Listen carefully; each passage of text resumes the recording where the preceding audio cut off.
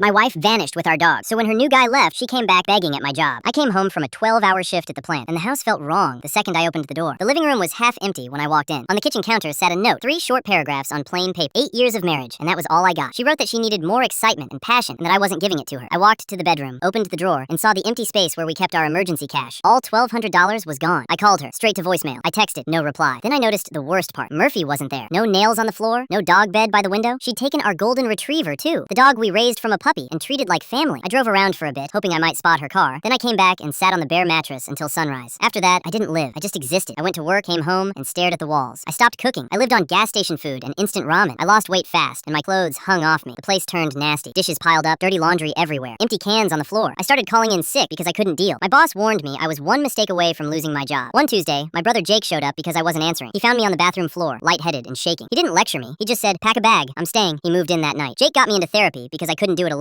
Dr. Martinez told me I needed a routine, not a speech. She said to pick one thing I could control every day. So I started going to the gym at 5 a.m. before work. At first, I could barely finish a workout without feeling sick, but I kept showing up. Jake helped me clean the apartment, throw out the trash bags, and reset the place. We meal prepped on Sundays. Chicken, rice, frozen veggies. After a few months, my sleep came back. My appetite came back. I stopped checking my phone every 5 minutes. People at work said I looked different. I didn't feel happy, but I felt stable. Then one morning, sitting in my truck before my shift, my phone buzzed. A Facebook message from her. Her profile photo wasn't us anymore. Just some beach sunset. Not us at all. The message was long and messy, all about how she made the biggest mistake of her life. She said she left me for a personal trainer named Derek from her gym. She said he seemed exciting at first. Then she admitted he was controlling. He checked her phone. He told her what to wear. He tried to cut her off from everyone. She said she missed our quiet nights on the couch. She missed the coffee I made every morning with exactly 2 sugars. She said she wanted to come home and fix everything. I read it twice, and I didn't answer. 2 days later, she showed up at my job during lunch. I was eating my meal prep in my truck when I saw her walking across the lot. She wore the blue sundress I used to love. Her hair was shorter. Her eyes looked tired. She came straight to my door and reached for a hug, as if nothing had happened. I stepped back without thinking. She started crying right there in the parking lot, loud enough that people turned to look. She kept saying she was sorry and begging for another chance. My hands stayed at my sides. I didn't touch her. I didn't yell. I just said, Murphy. Her face went blank. She looked down at her shoes and went quiet for a second. Then she said, I had to give him up. My chest tightened. I asked where he was. She said she gave him away 3 months ago. She said Derek didn't like animals and kept pushing until she did it. She said it was supposed to be temporary. I asked to who. She said she found a family online and didn't even have their last name. She tried to grab my arm and explain, talking fast, trying to fix it. That's when I told her I filed for divorce last Wednesday. She blinked, confused. No, you didn't, she said. I told her I did. Lawyer, papers, joint account split, everything. Her face turned white. She started begging harder, saying we could do counseling, that she'd do anything. I pulled my arm away and said the truth that had been sitting in my throat for months. For 6 months, I wanted you back. I would have taken you back even after the money, even after the note. She looked hopeful for half a second, and that made me feel sick. I said, but you gave away Murphy for a guy who didn't even stay. That's who you are when it gets hard. She broke down, shaking her head, saying she didn't have a choice. I said, you did. And if you could throw him away, you'll throw me away again the next time something feels exciting. I got back in my truck, shut the door, and started the engine. I drove off and